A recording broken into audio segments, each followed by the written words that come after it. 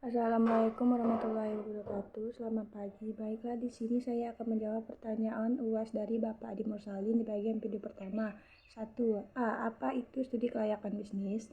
Studi kelayakan bisnis adalah suatu yang mempelajari secara mendalam tentang usaha atau bisnis yang akan dijalankan, apakah akan memberi manfaat yang lebih besar dibandingkan dengan biaya yang dikeluarkan. B. Apa saja faktor yang menyebabkan kegagalan suatu bisnis? 1. Data dan informasi tidak lengkap. 2. Tidak teliti. 3. Salah perhitungan. 4. Pelaksanaan pekerjaan salah. 5. Kondisi lingkungan. 6. Unsur sengaja. C. Apa manfaat bisnis? Manfaat bisnis adalah 1. Memperoleh keuntungan. 2. Membuat peluang pekerjaan. 3. Manfaat ekonomi. 4. Tersedia sarana dan prasarana. 5. Membuat isolasi wilayah. 6. Meningkatkan persatuan dan membantu pemerataan pembangunan. Lembaga-lembaga apa saja yang memerlukan studi kelayakan bisnis? Yang pertama, inspektor. Yang kedua, kreditur atau bank. Yang ketiga, pemerintah. Yang keempat, masyarakat. Bagaimana tahap dalam studi kelayakan bisnis? Pertama, mengumpulkan data. Kedua, pengolahan data. Ketiga, analisis data. Keempat, mengambil keputusan. Kelima, rekomendasi. Keenam, dijalankan.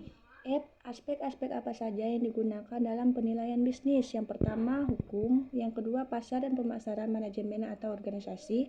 Yang ketiga, operasi. Yang keempat, ekonomi sosial. Yang kelima, lingkungan.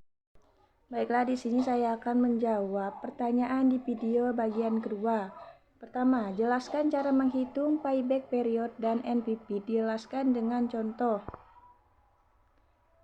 Contoh soal payback. Sebuah manajemen pada perusahaan PT Makmur Jaya sedang melakukan pertimbangan untuk membeli alat produksi pada komponen elektronika. Dengan adanya pembelian mesin produksi berharga 250 juta, maka keuntungan bersih yang bisa diperoleh dari adanya tambahan mesin tersebut adalah 70 per tahunnya. Lantas berapakah payback period time untuk mesin tersebut? Diketahui nilai investasi sama dengan 250 juta. Kas masuk bersih 70 juta.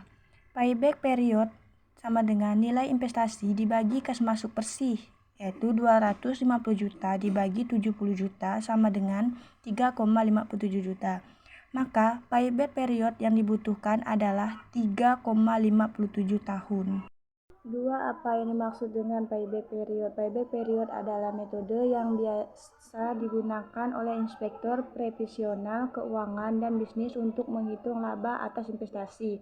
Yang ketiga, apa yang dimaksud dengan NPV? NPV adalah konsep penting yang digunakan dalam dunia investasi untuk menghitung selisih antara pengeluaran dan pemasukan dengan mempertimbangkan social opportunity of capital sebagai faktor diskon.